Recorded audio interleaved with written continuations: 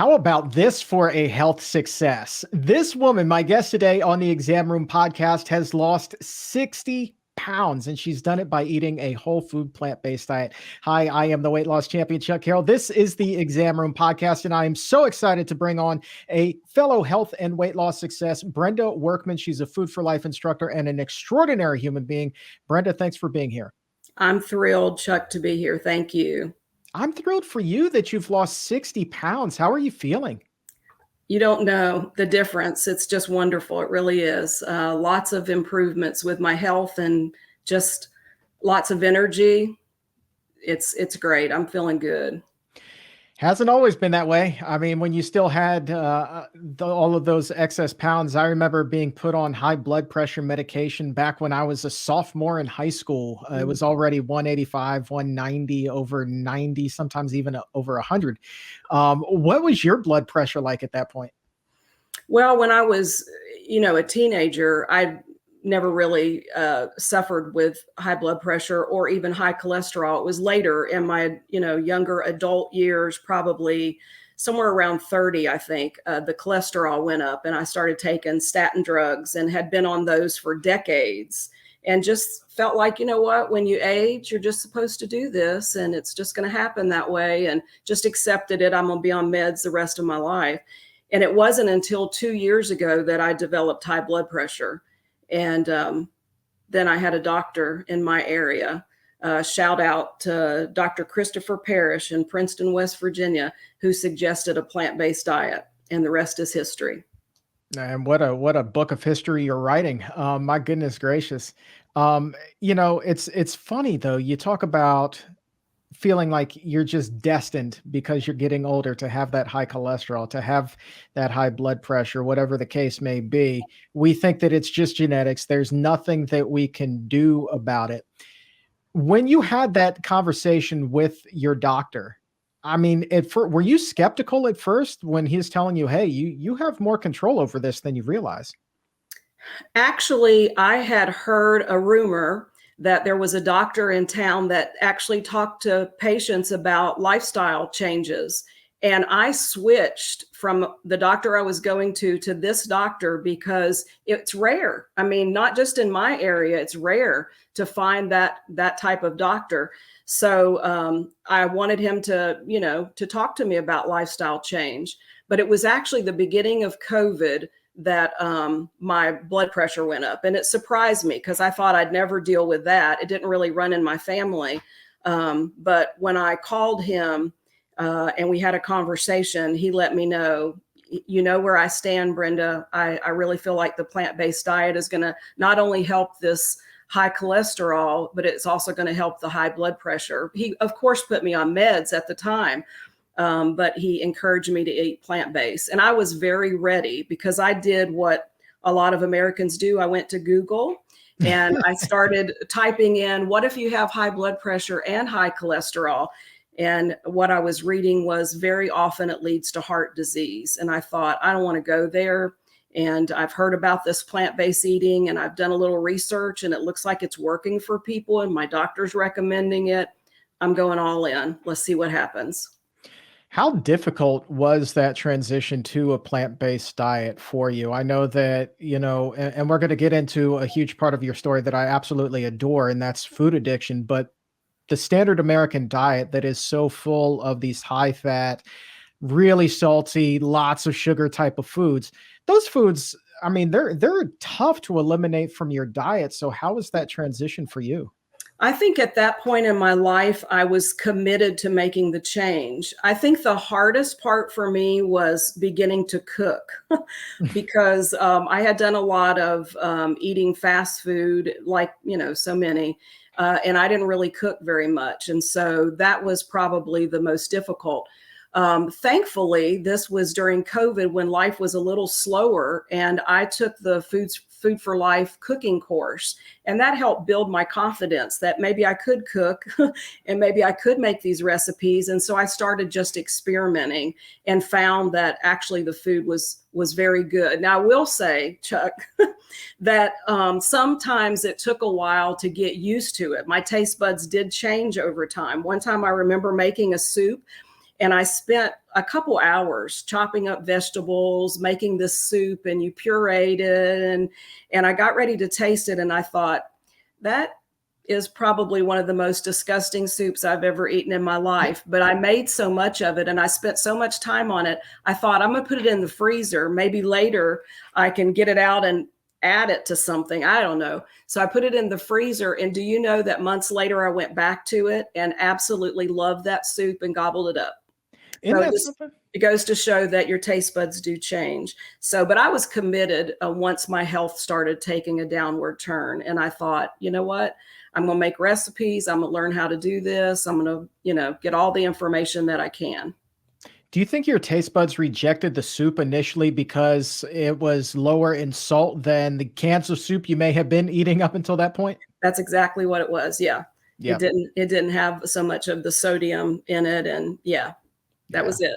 Was salt the hard thing for you to really adjust in your diet, or do you have more of a sweet tooth? I find for people it's either you love your salt or you love your sugar. Yeah, mine was more sweets, and that was what was difficult for me all in my adult life, was dealing with sweets. That was my addiction.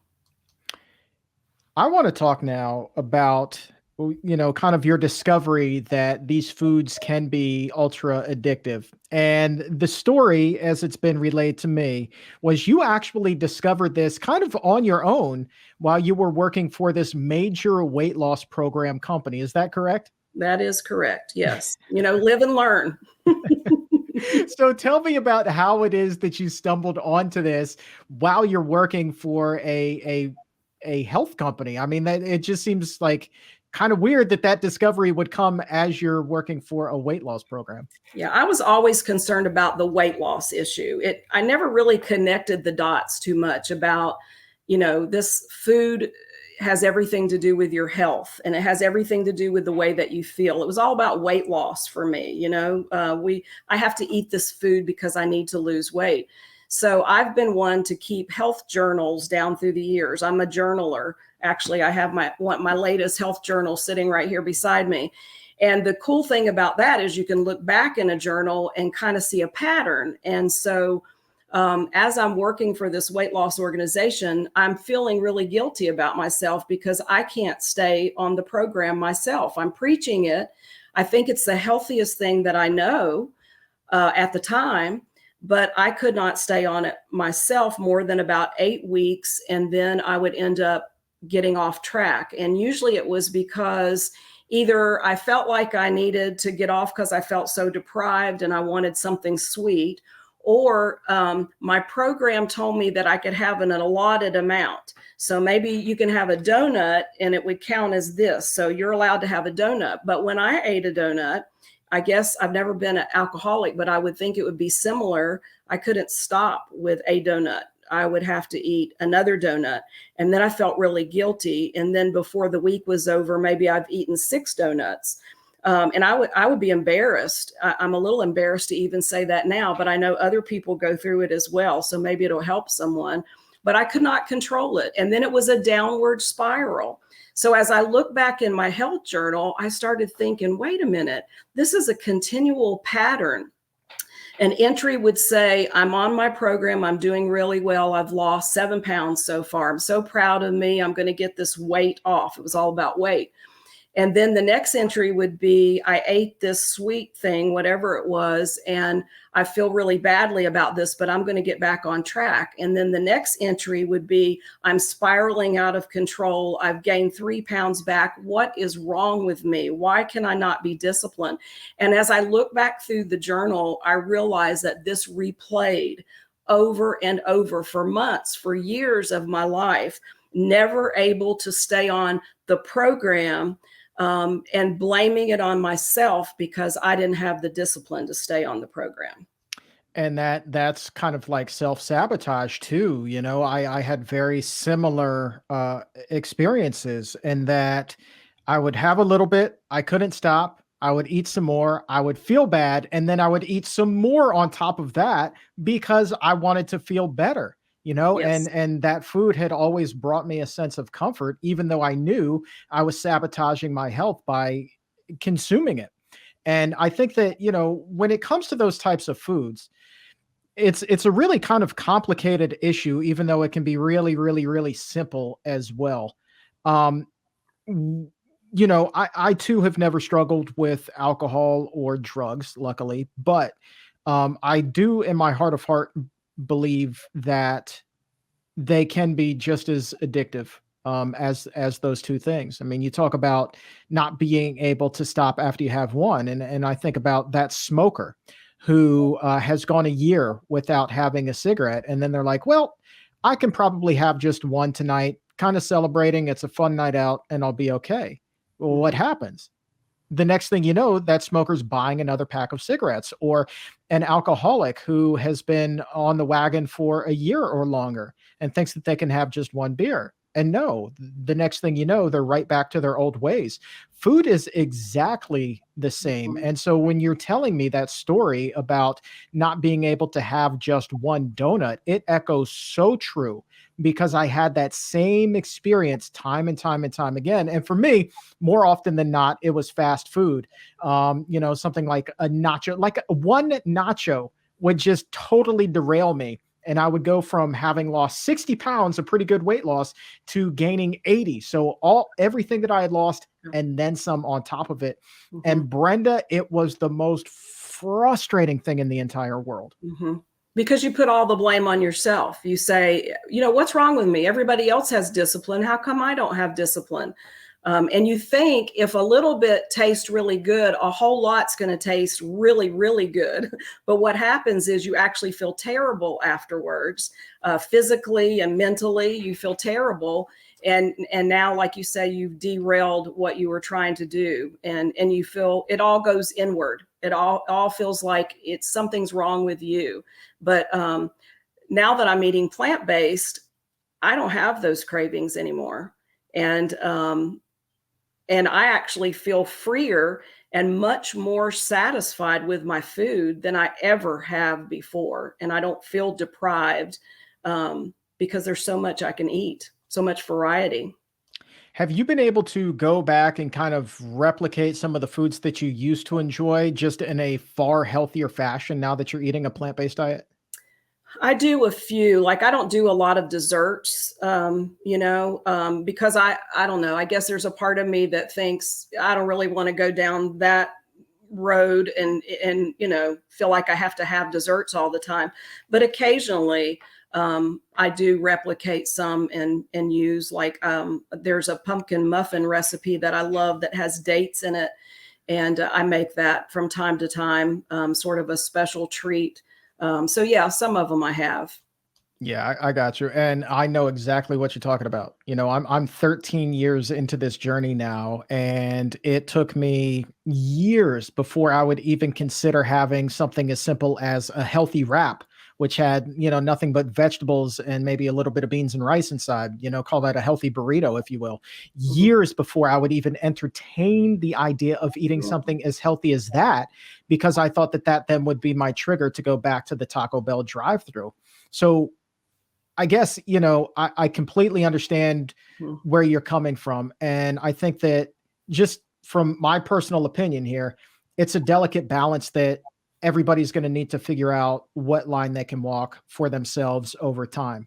It has to be that level of comfort. And I think that if your gut is telling you at that moment, your head is telling you, probably shouldn't be doing this, or I just don't feel right about it, don't force yourself to eat it either. Why even put yourself in that position? Because clearly, even without eating it, you're doing just fine. Right. And I'm discovering food that I never ate before. And I'm trying cuisines that I've never eaten before. So I'm having a blast just trying different things that I've never eaten. So I don't necessarily have to replicate what I had in the past. I think what I had in the past was actually very limited. And now, I'm exploring new things that I've never had. So it's exciting. Fun question. I mean, what is something that you're eating today that the old Brenda would never in a million years have thought that she would have enjoyed? I love veggie sushi. And I've been trying to learn to make it. I'm not real good at it, but a local restaurant sells it. So I eat it there. So that's one thing. And in my travels, I've also tried some Indian food, and I'd never eaten Indian food before. And yeah, just a lot of good stuff that I'm learning. The dal is so good. I love dal dishes, Indian dal dishes. They're just so good. Or anything with curry in it now. Like, I'm a huge fan. And back in the day, I'm exactly like you. Like, I had no idea about Indian cuisine, and then I got introduced to it, and I was like, oh my God, where has this been my entire life? Right? Yep. Maybe we never would have gotten into that pickle that we were in had we been introduced to that at a young age. I don't know. I don't know But I'm either. but I'm certainly glad that it's there now. You talk about travel, and I know that that's something that you do a lot of. Mhm. And one of the things that we hear from exam roomies all the time, Brenda, is that they get tripped up trying to maintain that healthy, whole food, plant based diet when they're traveling, when they're on the road, and their options are limited. So, as a seasoned traveler, what are some of the things that you do to make sure that you're still eating that healthy diet? To answer that question, I'm going to get a little deep with you for a minute. So plant-based eating is now my identity. This is not a weight loss program that I'm on temporarily. I have seen the benefits. I feel the benefits. So this is part of who I am now. So, there's other things in our life that we find very valuable, and we hold true to those things because they're valuable. Well, plant-based eating is valuable to me now. So it's who I am. So whether I'm visiting relatives or whether I'm staying in a hotel, this is who I am. So I'm going to find plant-based food, whether I'm in an airport or wherever. So I do stay in hotels. I fly occasionally, but mostly I drive places and I stay in hotels. I have a bag. It's actually a gardening bag that has pockets on the outside and pockets on the inside. And I take in that bag a small rice cooker. It's tiny. And I take along with me oats, because that's one thing I take, because during COVID, a lot of hotels only had packaged oats, and they were usually flavored. And so that's when I started just taking my own oats. So I take oats, and I may take raisins or nuts to go in there, many times fresh fruit, and I make it in my little rice cooker in the hotel room. I also take rice, brown rice, and I take different cans of beans, and I'll cook rice in the rice cooker, maybe for a dinner one night. And when it's almost done, I'll put beans in there with it. And then I usually take fresh tomatoes and fresh onions and chop it on top of my rice and beans. And if I have jalapenos, that's a special treat. And I'll put that on top as well. So, some areas I go, there's vegan options and I can find what I need. Some places I go, there's not. Sometimes I have to go to the grocery store and pick up some hummus and veggies and, whole wheat bread or whatever. But I just know when I'm going to be eating plant-based. So how can I make this work? When you know better, you do better, right? And so it's part of who I am now. And I visit relatives as well. And I usually go to the grocery store, get what I need, and just prepare my food at their house. Yep, that's the way to do it. I know that when I'm traveling, I always make sure that I hit the grocery store. First thing I do is call to confirm with the hotel that it's got a working mini fridge in the room. Has to be working. It's no good if it's not. Has to be working. And then once I get the thumbs up on that, then the first stop is always going to be the grocery store, just so I'm not really backed into a corner. The last thing you want is to be desperate and then you're eating just like bags of peanuts or pretzels or whatever the case may be out of the vending machine, because that's all the options that are available, right? So, I remember specifically speaking out in Vancouver last year, and on the way from the airport, the gentleman who had picked me up, he he was like, "Do you want to stop somewhere and get something to eat?" I was like, "Yes, I would." He's like, "Where would you like to go? We have plenty of good restaurants." I was like, "I would like to go to Whole Foods," and I walked out with 3 bags of groceries to get me through the week. And that's just kind of what you have to do to take care of yourself. You prioritize your own health, but I think even though Brenda, like, it seems like a lot of work, you're talking about making beans and rice and chopping up vegetables in your hotel room. you can kind of get into a routine of it where it's even not that laborious. It's just something that you do and you knock out pretty quickly, right? Right. And you do it over and over, and it's just part of your life. It's our food is our medicine, you know. I'm now off cholesterol meds and I'm off blood pressure meds. So my food is my medicine. Am I going to go without my medicine when I travel? No. So I'm not going to do without my plant-based food. So I'll do what I have to do to make it happen. And does it create more luggage to take with you when you're going in and out of a hotel? Yeah, it does. Does it take more preparation? Yeah, it does. Is it worth it? Yeah, it is. Absolutely. No question about it. So what are you going to do kind of now that you've got your whole future ahead of you? I would imagine that you have a much more rosier outlook on life. So what are your plans for the future now that you've got your health back? Well, I'm trying to share this with my community. Unfortunately, West Virginia is at the top of the country for diabetes and obesity and heart disease, and a lot of folks are very receptive to plant-based eating here. They just need some support and some ideas and some encouragement. So, as a Food for Life instructor, I've started doing some classes, and then in this past spring, I did a wellness weekend for women and had about 50 participants, and that went very well and introduced plant-based eating. And even the resort that we stayed at prepared Food for Life recipes for us so they could taste plant-based food and see how good it was. So that's what I'm hoping for, is to continue to kind of share the message. My doctor is my biggest supporter. He puts my flyers up in his examination room and encourages his patients to come to my Food for Life classes. So it's working out well. So I wish I could just go all over West Virginia and share this message with my fellow West Virginians. You know, I have a funny feeling that soon enough you're going to have that whole state blanketed. I wouldn't worry too much about that, Brenda. But that's great. I mean, I would imagine now that you've been doing these classes, teaching them for a little bit. I mean, you've heard from people who have gone through them, who just have had this amazing kind of health epiphany the way that you did. I mean, that kind of feedback must mean the world to you. Yes, I just received an email just last week from someone who went through my class, and she said that she had gone back to the doctor, got her lab work, everything was improved. Her husband was doing it with her, and his health was also improved. She's lost weight. You're right. When you get those kind of emails and you know it is making an impact, you know that it's worth it. You know, how many lives can you touch and change their health, change the course of their life? I want to ask you specifically about those classes. Food for Life, that's our big class series here at the Physicians Committee. What is it about the Food for Life program that you find so beneficial and special and sets it kind of a notch above the rest? Well, I had started a speaking business, and I had a topic that I was speaking on: intentional living, setting goals, and finding out what's of value to you and making those goals happen in your life. And I happened to mention, as I was out and about doing presentations, that I was eating plant-based and achieving my goals. And then all of a sudden I started getting requests. Can you come speak to our staff about plant-based eating? Can you come speak at our conference about plant-based eating?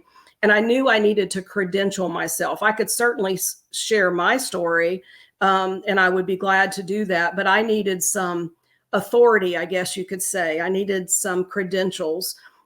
So going through the Food for Life training, not only gave me a lot of information at the time as I was going through the training, but there's many things that are archived that I can go back to. And there are seasoned Food for Life instructors who've been doing this for years. And I have one who is my mentor, who I think she knows everything. But I go back to her and ask questions. So I have that support. But when I go to do a class, Chuck, I take Dr. Barnard with me by video, and he talks about data and he talks about what the studies are showing. And he can speak from a doctor's perspective. I take PCRM's dietitians with me by video.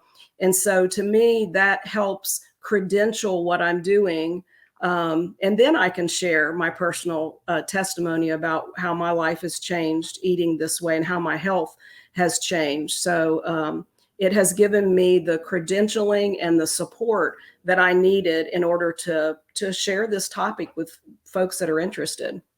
And what was the training experience like for you to get the Food for Life certification?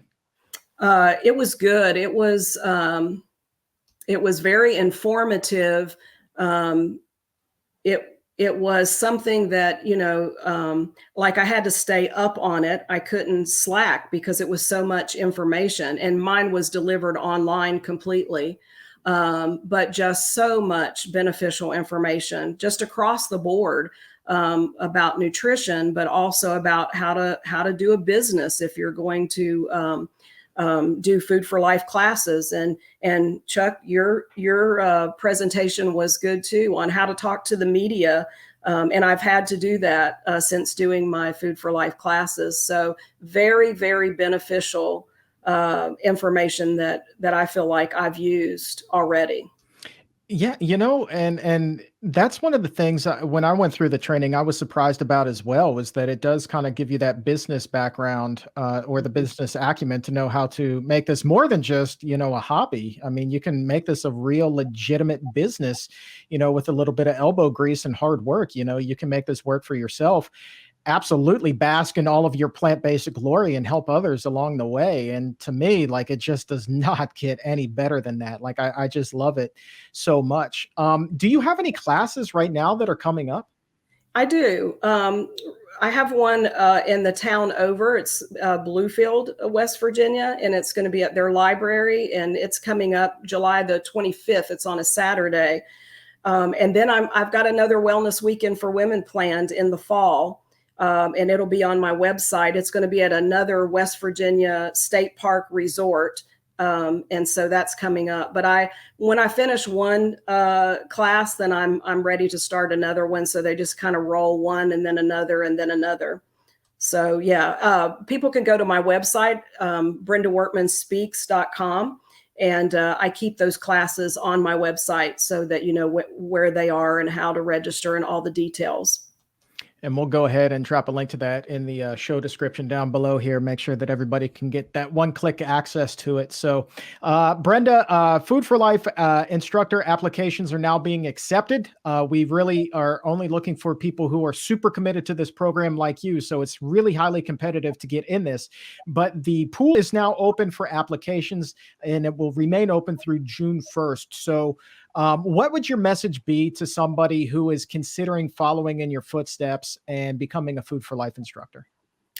I've heard you say this before, Chuck. When you do what you love, you're in a happy place. When you're passionate about something and then you can share that passion with other people, then it's a happy spot in life to be. And so I would highly recommend it. You're constantly getting information that makes you even more educated in plant-based eating, and you have all the resources that you need to go out and teach other people. That's it. So here's the deal. We're going to put a link to the applications right now, also right down below there in the show description or in the episode notes. So go ahead and click on that. Get that in there. We would love for you to join the Food for Life family. And Brenda, thank you so much for your time today. Congratulations on all of your success. Yours is one of the more fun stories I've had on the show in a while. I just love the fact that for so long you were working for a major weight loss program, and it wasn't until you left that fad diet program that you were finally able to find your own healthy path, and now you're teaching others how to follow suit. So I just think that is fantastic, and I'm so thrilled for you, and just congratulations on all of your success and what's still to come. Thank you. I appreciate it. Freedom at last.